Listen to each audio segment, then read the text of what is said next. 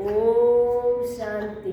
ओम ओम शांति। ओम। आज हम सुनेंगे 24 तारीख की प्रातः मूल्य क्लास। मूल्य का सार है, मीठे बच्चे, यह ज्ञान तुम्हें शीतल बनाता है। ये ज्ञान तुम्हें शीतल बनाता है। इस ज्ञान से काम क्रोध की आग खत्म हो जाती है। भक्ति से वह आग खत्म नहीं होती। प्रश्न है, याद में मुख्य मेहनत कौन सी है? याद में मुख्य मेहनत कौन सी है?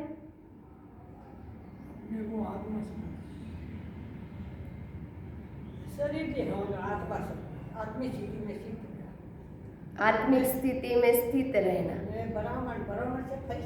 देखो बाबा क्या कहते, उत्तर है, बाबा की याद में बैठते समय देह भी याद न आए।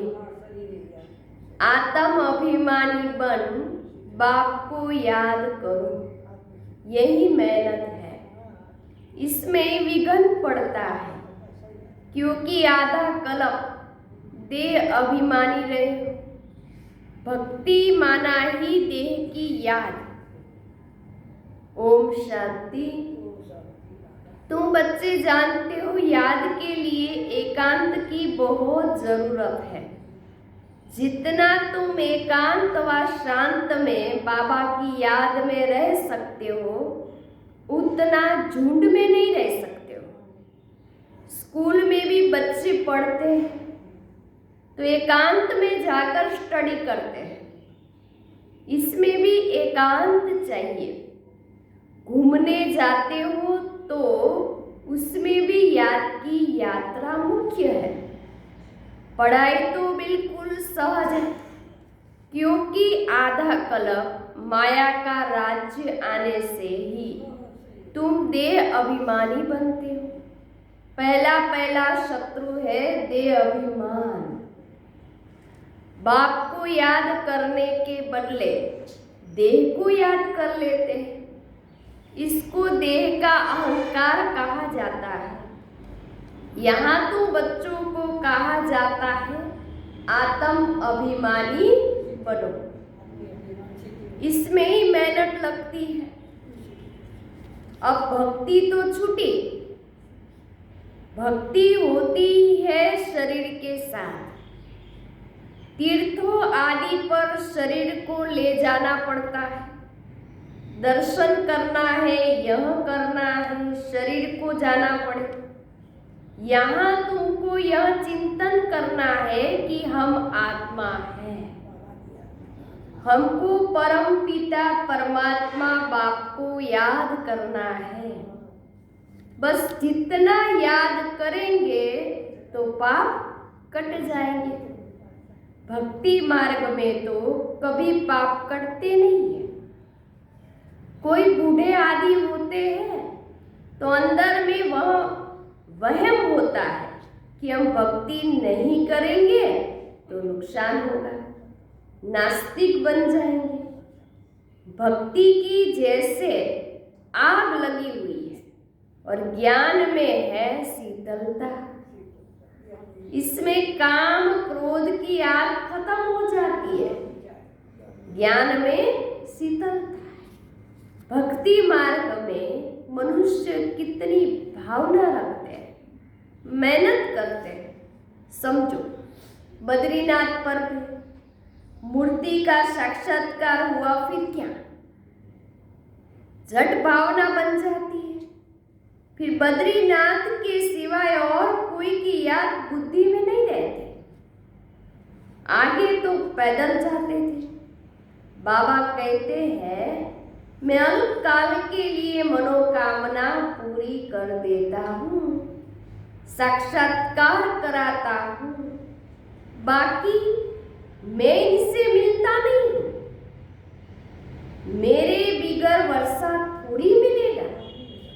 वर्षा तो तुमको मेरे से ही मिलना है ना। यह तो सभी देहधारी है। वर्षा एक ही बाप रचता से मिलता है। बाकी जो भी है जड़ अथवा चैतन्य, यह सारी है रचना। रचना से कभी वर्षा मिल न सके। पतित पावन एक ही बाप। कुमारियों को तो संग दोष से बहुत बचना है। बाबा कहते हैं इस पतित पने से तुम आदि मध्य अंत दुख पाते हो। अभी सब है पतित, तुम्हें अभी पावन बनना है। निराकार बाप ही आकर तुमको पढ़ाते हैं। ऐसे कभी नहीं समझो कि ब्रह्मा पढ़ाते, शिव बाबा पढ़ाते। सबकी बुद्धि शिव बाबा तरफ रहनी चाहिए। शिव बाबा इन द्वारा पढ़ाते हैं। तुम दादियों को भी पढ़ाने वाला शिव बाबा है। उनकी क्या खातिरी करेंगे? तुम शिव बाबा के लिए अंगूर आम ले आते हो। शिव बाबा कहते मैं तो अभोक्ता हूँ।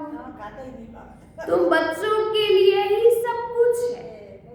भक्तों ने भोग लगाया और बांट कर खाया, मैं थोड़ी खाता हूँ। बाबा कहते मैं तो आता ही हूँ तुम बच्चों को पढ़ाकर पावन बनाने। पावन बनकर तुम इतना ऊंच पद पाएंगे। मेरा धंधा ही यह है। कहते ही है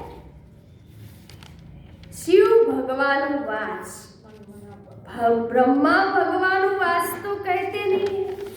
क्या कहते हैं? शिव भगवान वास। ब्रह्मा वाच भी नहीं कहते। भले यह भी मुरली चलाते हैं, परंतु हमेशा समझो शिव बाबा चलाते हैं। किसी बच्चे को अच्छा तीर लगाना होगा तो खुद प्रवेश कर लेंगे शिव बाबा। ज्ञान का तीर तीखा गया, बाबा कहते हैं ज्ञान का तीर तीखा गाया जाता है ना। साइंस में भी कितनी पावर है। बॉम्ब शादी का कितना धमाका होता है। तुम कितनी साइलेंस में रहते हो। साइंस पर साइलेंस विजय पाती है। तुम इस सृष्टि को पावन बनाते हो। पहले तो अपने को पावन बनाना है। रामानुसार पावन भी बनना ही है। इसीलिए विनाश भी ढूंढा हुआ है। ड्रामा को समझकर बहुत हर्षित रहना चाहिए। अभी हमको जाना है शांति धाम। बाबा कहते हैं वह तुम्हारा घर है। घर में तो खुशी से जाना चाहिए ना। इसमें देही अभिमानी बनने की बहुत मेहनत करनी है। इस याद की यात्रा पर ही बाबा बहुत जोर देते हैं। इसमें ही मेहनत है। बाबा पूछते हैं चलते फिरते याद करना सहज है या एक जगह बैठकर याद करना सहज है? भक्ति मार्ग में भी कितनी माला फिरते हैं, राम राम जपते रहते हैं, फायदा तो कुछ भी नहीं। बाबा तो तुम बच्चों को बिल्कुल सहज युक्ति बतलाते। भोजन बनाओ, कुछ भी करो, बाबा को याद करो। भक्ति मार्ग में श्रीनाथ द्वारे में भोग बनाते, मुंह को पट्टी बांध देते, जरा भी आवाज न हो। ये वह है भक्ति मार्ग। तुमको तो बाप को याद करना है। वो लोग इतना भोग लगाते हैं, फिर वह कोई खाते थोड़ी है। पंडे लोगों के कुटुंब होते हैं, वह खाते। तुम यहाँ जानते हो हमको शिव बाबा पढ़ाते हैं। भक्ति में थोड़ी यह समझते कि हमको शिव बाबा पढ़ाते हैं। भले शिव पुराण बनाया है, परंतु उसमें शिव पार्वती शिव शंकर सब मिला दिया है। वह पढ़ने से कोई फायदा नहीं होता। हर एक को अपना शास्त्र पढ़ना चाहिए। भारतवासियों की है एक गीता, क्रिश्चियन का बाइबल एक होता है, देवी देवता धर्म का शास्त्र है गीता। उसमें ही नॉलेज है, नॉलेज ही पढ़ी जाती है। तुमको नॉलेज पढ़नी है। लड़ाई आदि की बातें जिन किताबों में है उससे तुम्हारा कोई काम ही नहीं है। हम हैं योग बल वाले, फिर बाहुबल वालों की कहानियां क्यों सुने? तुम्हारी वास्तव में लड़ाई है नहीं। तुम योग बल से 5 विकारों पर विजय पाते हो। तुम्हारी लड़ाई है 5 विकार से। वह तो मनुष्य से लड़ाई करते हैं, तुम अपने विकारों से लड़ाई लड़ते हो। यह बातें सन्यासी आदि समझा न सके। तुमको कोई ड्रिल आदि भी नहीं सिखलाई जाती। तुम्हारी ड्रिल है ही एक, तुम्हारा है ही योग बल। याद के बल से 5 विकारों पर जीत पाते। यह 5 विकार दुश्मन है। उसमें भी नंबर 1 है देह अभिमान। बाबा कहते हैं तुम तो आत्मा हो ना, तुम आत्मा आती हो, आकर गर्भ में प्रवेश करती हो। मैं तो इस शरीर में विराजमान हुआ, मैं कोई गर्भ में थोड़ी जाता। सतयुग में तुम गर्भ महल में रहते हो, फिर रावण राज्य में गर्भ जेल में जाते हो। मैं तो प्रवेश करता हूँ। इसको दिव्य जन्म कहा जाता है। ड्रामानुसार मुझे इसमें आना पड़ता है। इनका नाम ब्रह्मा रखता क्योंकि मेरा बना है ना। एडप्ट होते हैं तो नाम कितने अच्छे अच्छे रखते हैं। तुम्हारे में भी बहुत अच्छे अच्छे नाम रखे हैं। लिस्ट बड़ी वंडरफुल आई थी संदेशी द्वारा शुरू में। बाबा को सब नाम थोड़ी याद है। नाम से तो कोई काम नहीं। शरीर पर नाम रखा जाता है ना। अब तो बाबा कहते अपने को आत्मा समझो, बाबा को याद। बस तुम जानते हो हम पूज्य देवता बनते हैं, फिर राज्य करेंगे, फिर भक्ति मार्ग में हमारे ही चित्र बनाएंगे। देवियों के बहुत चित्र बनाते हैं। आत्माओं की भी पूजा होती है। मिट्टी के शालिग्राम बनाते हैं, फिर रात को तोड़ डालते हैं। देवियों को भी सजाकर पूजा कर फिर समुद्र में डाल देते हैं। बाबा कहते हैं मेरा भी रूप बनाकर खिला पिलाकर फिर मुझे कह देते ठिक्कर बिस्तर में। सबसे दूर दशा तो मेरी करते हैं। तुम कितने गरीब बन गए हो। गरीब ही फिर उच्च पद पाते। साहूकार मुश्किल उठाते। बाबा भी साहूकारों से इतना लेकर क्या करेगा। यहाँ तो बच्चों की बूंद बूंद से यह मकान आदि बनते हैं। बाबा कहते बच्चों के बूंद बूंद से मकान आदि बनते हैं। कहते बाबा हमारी एक ईंट लगा दो। बच्चे क्या कहते बाबा हमारी एक ईंट लगा दो। समझते हैं रिटर्न में हमको सोने चांदी के महल मिलेंगे। वहाँ तो सतयुग में सोना ढेर रहता है। सोने की ईंटें होगी तब तो मकान बनेंगे।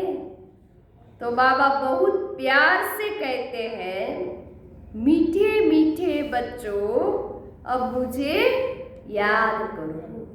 अब नाटक पूरा होता है। बाप गरीब बच्चों को साहूकार बनने की युक्ति बताते हैं। मीठे बच्चे, तुम्हारे पास जो कुछ भी है ट्रांसफर कर दो। यहाँ तो कुछ भी रहना नहीं है। यहाँ जो ट्रांसफर करेंगे वह नई दुनिया में तुमको 100 गुना होकर मिलेगा। बाबा कुछ मांगते नहीं है, वह तो दाता है। यह युक्ति बताई जाती है।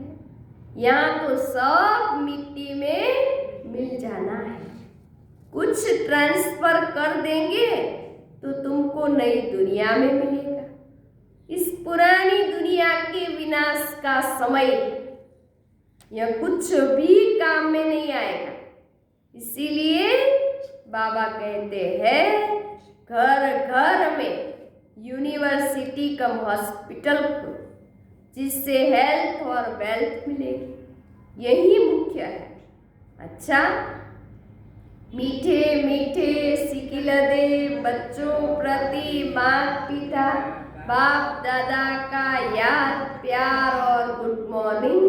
रूहानी बाप की रूहानी बच्चों को नमस्ते। हम रूहानी बच्चों की रूहानी बाप दादा को याद प्यार गुड मॉर्निंग। नमस्ते नमस्ते नमस्ते। सदा रहो हंसते। मैं कौन? आत्मा। मेरा कौन? शिव बाबा। कहाँ जाना?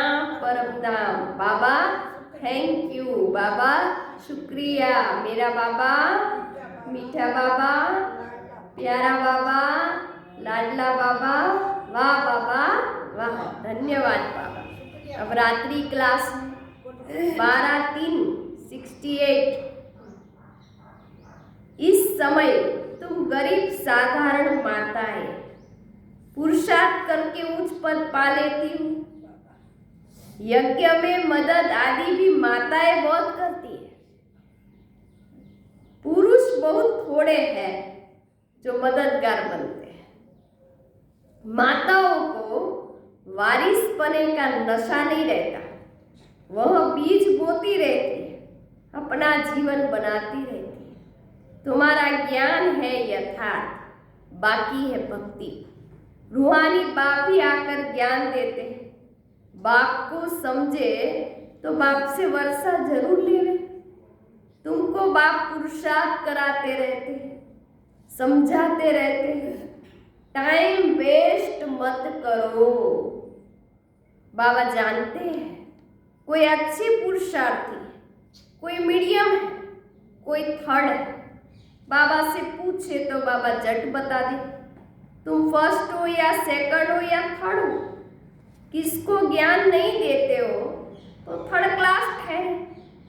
सबूत नहीं देते हो तो बाबा जरूर कहेंगे ना। भगवान आकर जो ज्ञान सिखलाते हैं वो फिर प्रालोक हो जाता है। यह किसको भी पता नहीं। ड्रामा के प्लान अनुसार यह भक्ति मार्ग है।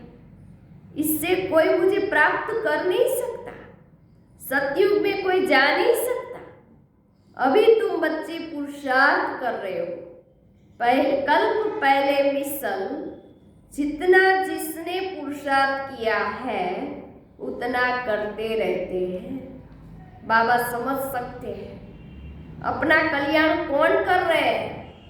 बाबा समझ सकते हैं। बाप तो कहेंगे रोज इन लक्ष्मी नारायण के चित्र के आगे जाकर बैठो। बाबा आपकी श्रीमत पर यह वर्षा हम जरूर लेंगे। आप सामान बनाने की सर्विस का शौक जरूर चाहिए। सेंटर्स वालों को भी लिखता हूँ। इतने वर्ष पढ़े हो, किसको पढ़ा नहीं सकते हो तो बाकी पढ़े क्या हो। बच्चों की उन्नति तो करनी चाहिए ना। बुद्धि में सारा दिन सेवा के ख्यालात चलने चाहिए। तुम वानप्रस्थी हो ना। वानप्रस्थियों के भी आश्रम होते हैं। वानप्रस्थियों के पास जाना चाहिए। मरने के पहले लक्ष्य तो बता दो। वाणी से परे तुम्हारी आत्मा जाएगी कैसे? पतित आत्मा तो जा न सके। भगवान वाच मामेकम याद करो तो तुम वानप्रस्थ में चले जाएंगे। बनारस में भी सेवा ढेर है। बहुत साधु लोग काशीवास के लिए वहां रहते हैं, सारा दिन रहते हैं, सारा दिन कहते रहते काशी शिव काशी विश्वनाथ गंगा। क्या कहते हैं सारा दिन? शिव काशी विश्वनाथ गंगा। तुम्हारे अंदर में सदैव खुशी की ताली बजती रहनी चाहिए। स्टूडेंट होना, सेवा भी करते हैं, पढ़ते भी हैं, बाप को याद करना है, वर्षा लेना है। हम अब शिव बाबा के पास जाते यमन मना भवा, परंतु बहुतों को याद रहती नहीं, जरमुई जगमुई करते रहते। मूल बात है याद की, याद ही खुशी में लाएगी। सभी चाहते तो है कि हम विश्व में शांति हो। बाबा भी कहते हैं उन्हें समझाओ कि विश्व में शांति अब स्थापन हो रही है। इसीलिए बाबा लक्ष्मी नारायण के चित्रों को जास्ती महत्व देते हैं। बोलो, यह दुनिया स्थापन हो रही है जहाँ सुख, शांति, पवित्रता सब था। सभी कहते हैं विश्व में शांति हो। प्राइज भी बहुतों को मिलती रहती है। वर्ल्ड में पीस स्थापन करने वाला तो मालिक होगा ना। उन्हों के राज्य में विश्व में शांति थी। एक भाषा, एक राज्य, एक धर्म था। बाकी सभी आत्माएं निराकारी दुनिया में थी। ऐसी दुनिया किसने स्थापन की थी? पीस किसने स्थापन की थी? फॉरेनर्स भी समझेंगे यह पैराडाइज था, इन्हों का राज्य था। वर्ल्ड में पीस तो अब स्थापन हो रही है, बाबा ने समझाया था। प्रभात फेरी में भी यह लक्ष्मी नारायण का चित्र निकालो, है ना? प्रभात फेरी में जो सभी के कानों में आवाज पड़े कि यह राज्य स्थापन हो रहा है, नरक का विनाश सामने खड़ा है, यह तो जानते हैं। रामानुसार शायद देरी है, बड़ों के तकदीर में अभी नहीं है, फिर भी बाबा पुरुषार्थ कराते रहते हैं। ड्रामा अनुसार सर्विस चल रही है। अच्छा, गुड नाइट।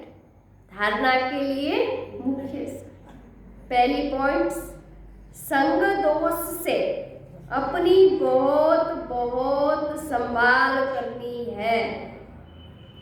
कभी पतितों के संग में नहीं आना है। साइलेंस बल से इस सृष्टि को पावन बनाने की सेवा करनी है। दूसरी पॉइंट, ड्रामा को अच्छी तरह समझकर हर्षित रहना है। अपना सब कुछ नई दुनिया के लिए ट्रांसफर करना है। वरदान, बाप द्वारा सफलता का तिलक प्राप्त करने वाले सदा आज्ञाकारी दिल तख्त नशीन भवा। भाग्य विधाता बाप रोज अमृत वेले अपने आज्ञाकारी बच्चों को सफलता का तिलक लगाते हैं। आज्ञाकारी ब्राह्मण बच्चे कभी मेहनत व मुश्किल शब्द मुख से तो क्या संकल्प में भी नहीं ला सकते हैं, वह सहज योगी बन जाते हैं। इसीलिए कभी भी दिल शिकस्त नहीं बनो, लेकिन सदा दिल तख्त नशीन बनो, रहम दिल बनो। अहम भाव और वहम भाव को समाप्त करो।